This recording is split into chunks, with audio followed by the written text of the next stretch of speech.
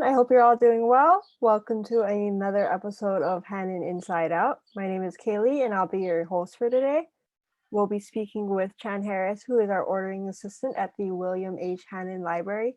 Hey, Chan, how are you doing today? I'm doing great, Kaylee. How you doing? I'm doing good. That's always awesome to hear. So Awesome. let's go ahead and get started with our first question. When you tell people you work at the library, what is their typical reaction? Oh, yeah. Well, first of all, thank you for having me. I'm a big fan. I don't know how you managed to be an LMU alum and a YouTube star at the same time. So this is quite the privilege for me. Um, yeah. How do I what I normally tell people? Well, most people who know me, well, full disclosure, I'm a nerd. I'm a geek. So those who know me, when I tell them I work at a library, they're like, well, Chan, yeah, that figures. They're not too shocked by all that. Although sometimes I do have to clarify what exactly is I do in libraries, because of course the common misconception is, oh, he works around books all day, which is partially true, but it's not the whole story. So they're surprised by electronic resources and databases and a lot of the technical stuff that goes on behind the library scenes that most people don't typically see. So yeah, that does warrant some explanation. But for the most part, not a lot of shock there. Yeah, Chan's working in a library. Could you talk a little bit about how you came to work at a library? Wow. Well, we have to take a time machine first. Mhm. My second job out of high school was actually at a local library, Cerritos Library. And before that, I always hung around the library, especially in high school, because it was one of the few places on campus where it had air conditioning during the summer, which was nice, but also because me and the other nerds would go there to get a start on homework or read some of the books or play a playing game or two while we were there. So it was always part of my natural environment. And so a good friend of mine actually posed the question about actually working in a library because she had volunteered at age 16, and as soon as she was of age, she got a page position, and she told me all about it. And it sounded kind of cool. Mm. So I did the same thing. I volunteered reshelving books, shelf reading. And then as soon as the opportunity presented itself, well, I also got a position as a library page, which is kind of the very beginning tier of library work.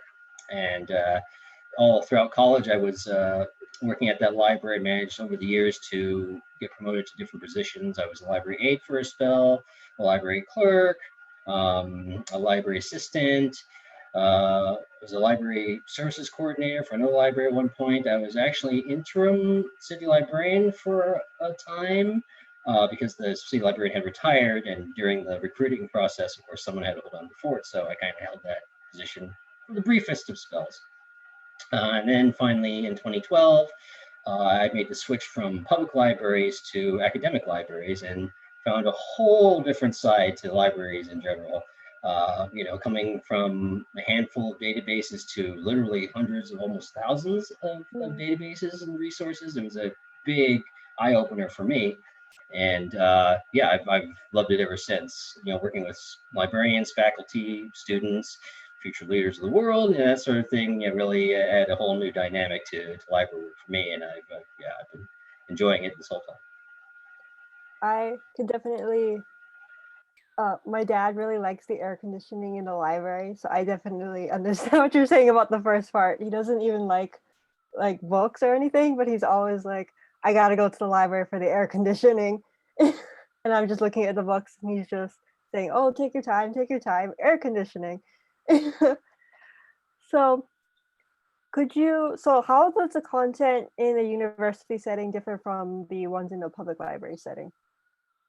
I mean, every library tries to cater to the demographic it serves, and of course, in a public library, uh, your aim is to have materials that suit the needs of that particular city or county or what have you. And mostly that covers a wide range of popular titles, bestsellers, things like that, in addition to nonfiction books on any subject you can think of. But of course, you're dealing with different budgetary constraints too, so that's something to consider. And like for example, a library here in Cerritos is different from, let's say, a library in other cities around LA and Orange County that serve different demographics, serve different communities. So you can kind of see the collections mirror the needs there as well. Like one thing that was great about Cerritos was we had books in Chinese, both traditional and simplified. You also had books in Korean, Vietnamese, and also in Drathi, Tamil, some languages there. So and of course Espanol. So it kind of was a mirror to the community that it was a part of. So that's very telling. And when you get to academic libraries, of course, you are catering to again, students, faculty, and depending on what type of academic institution it is. Like, for example, a law school probably have a lot of law-related resources, journals, books. If it were a medical school, same thing, medical journals and such. So it really depends. Like LMU, since we have School of Film and Television, School of Ed, Seaver, there's a wide range of subjects that need to be covered. So the librarians do an excellent job of making sure there's a lot of diversification in the collections and meets the needs of all of those disciplines. Could you tell us a little bit about your job at the library? Yeah, the job title kind of gives away what my role is in acquisitions and collection development. Yeah, pretty much, I process all the book orders that come through, the list of items that the librarians want to order or that faculty requested, which also includes rush requests as well. And so pretty much I am the funnel, the hub, all that comes to me. And I just make sure that all the ordering parameters are accurate so that depending on which vendor we use to actually acquire the material, everything goes smoothly with the acquisition to the receipt and to the invoicing and coding to make sure that all of our designated funds are accurately reflected in the payments and such. So it's a lot of quality control work to make sure everything accurate, and also just double check, make sure that we receive everything that we order because things get lost in the mail, or some vendors may run out of stock. But a lot of thought is put into what we want for the collections, what we want for the university. So we want to make sure that we can get our hands on it. Nice. How have you adapted your job to the online environment? Well, I wish I could say it was a shock, but I mean, a lot of what I do works with the library catalog. So it's a lot of time spent at a computer entering new records and also uploading records from other sources from vendors, for example. So, it's very computer based. So that wasn't really such a shock. Dealing with vendor websites is also web based. I think the challenge during the pandemic was that, working from home, that we had the equipment that we would normally have access to in the library here at home. And again, our systems librarians and our ITS have been instrumental in making sure we had everything we needed.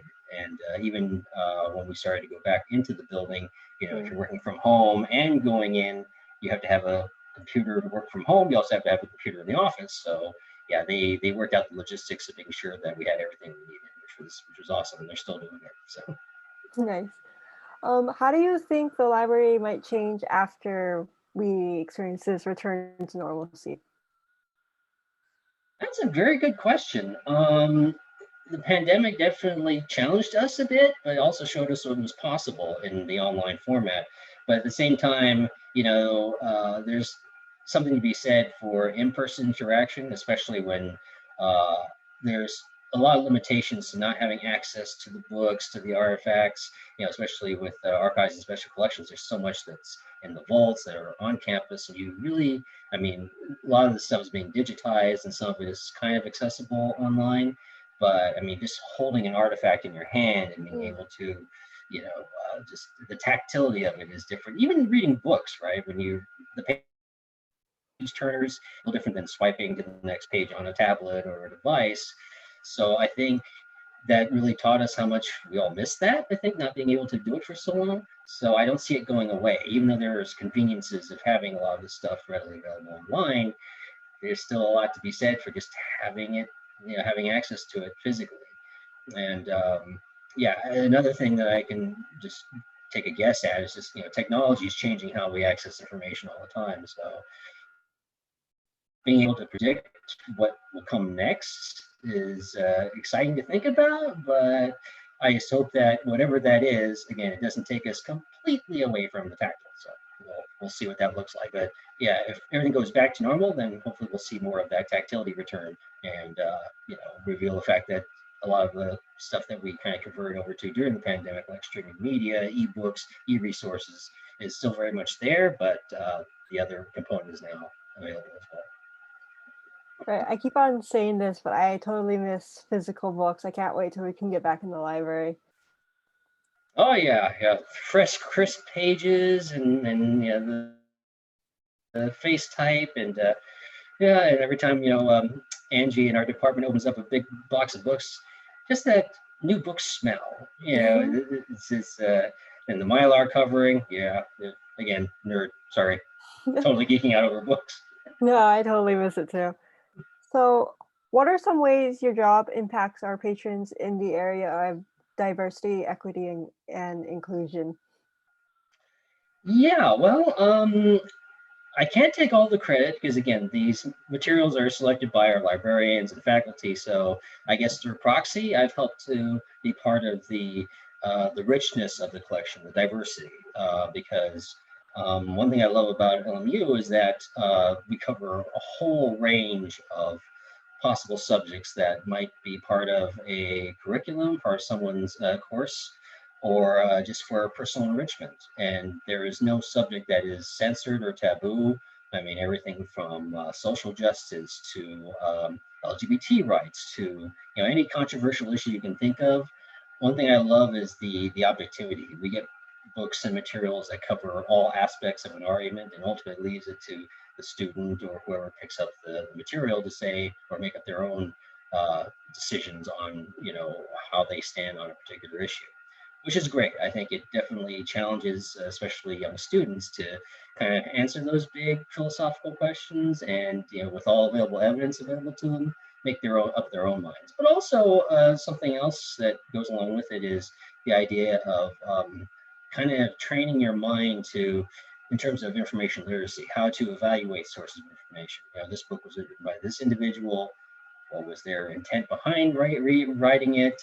Do they have a particular point of view or opinion? And to kind of be aware of it if indeed you are giving it any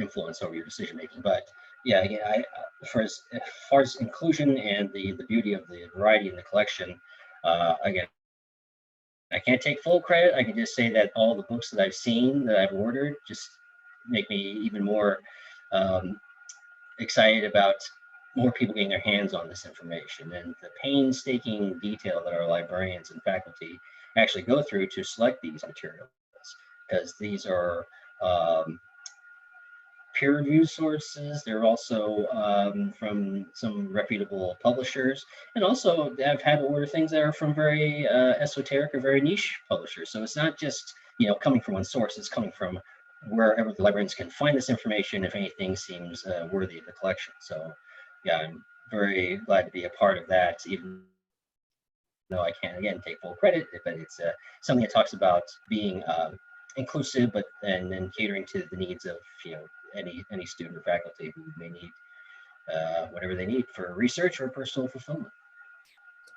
I think the library does a really good job of getting this wide variety of collection material. I just went to one of the workshops where we talked about information literacy, and it was really interesting and really helpful to learn about how to evaluate a source or how to look up the source of an image. And I just think it's just really useful information. Yeah, yeah, So, and also that makes me think about one other thing that kind of differentiates academic libraries from public libraries is that space is high real estate in a library, especially when you're fixed to one building. So in public libraries, we have to do something called weeding, which is every so often we'd have to evaluate the collection to see which book we can get rid of, because you're constantly ordering new stuff, but you have a finite amount of space to keep it in. And the one thing I had to get used to coming to academic libraries is that you are collecting books. They call them collections because you're not getting rid of them if you can't help it. You're not getting rid of them. You're actually keeping them because the information contained with them could still be relevant. Depends on the discipline. Depends on the content information. But some of it is still timeless, and it's the type of book that you acquire and you want to keep in the collection in perpetuity if you can. But yeah, that was something that was also interesting. You'd be surprised if some of the the gems that are in the library's collection and the stacks in the basement and elsewhere. It's really helpful for future generations of researchers too. Oh yeah, I mean, there again, when you think about how much work goes into getting published, especially in academia, I mean, again, you've got people scrutinizing it over and over. Not just the publisher. We're talking about people who are in the field, other sources that evaluate. So yeah, someone has to really put a lot of thought and consideration into what they write, if for it Mhm. ever even to be considered to get published in this arena. So yeah, I can see why you'd want to keep that. Right. So that about wraps up all of our questions. Do you have anything to add before we conclude? Just to say that not everyone grew up in a library like I did. So the only thing I could really say is to encourage everyone to at least visit the library, just to just to see the building, but also to explore the different resources that we have available for students and faculty and so on. Because even though a lot of this stuff is accessible online, I mean, there's a lot of things that you can actually have at your fingertips being in the building.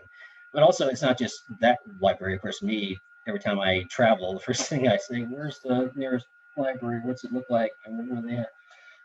That may just be me, but I mean, there's so many things that are there, and the librarians are awesome, especially if you're stuck, and they have research consultations. They can help you through chat, through in person, on the phone, things like that. So if you're in a bind, that's a very good resource to tap, because again, yeah, they really know their stuff, and they can really help you work through some of the troubleshooting issues as well if you get stuck on a database, don't quite know how to navigate. So there, yeah, I would recommend doing that. And also, there's programs in the library offers that I would also recommend. And also, I would recommend feedback, because a lot of that really helps staff and librarians figure out, okay, well, what would be of interest to students, what would be of help to faculty. And the only way that's going to happen is there is that conversation being had between librarians and staff and faculty and students. So yeah, the more dialogue we have, the more that those services fit your needs. So definitely encourage doing that. And we're pretty awesome people too. So there's that. Totally agree. Awesome people. So that wraps up our session. Thank you for joining us. Your time is really appreciated and your work is really appreciated. It's always great to connect with people from the library. And thank you to all of our viewers for dropping by to say hello to us. And I hope to see you all next time. Mhm. Yeah, thanks, Kelly. Thanks, everybody. Hope to see you at the library. Take care.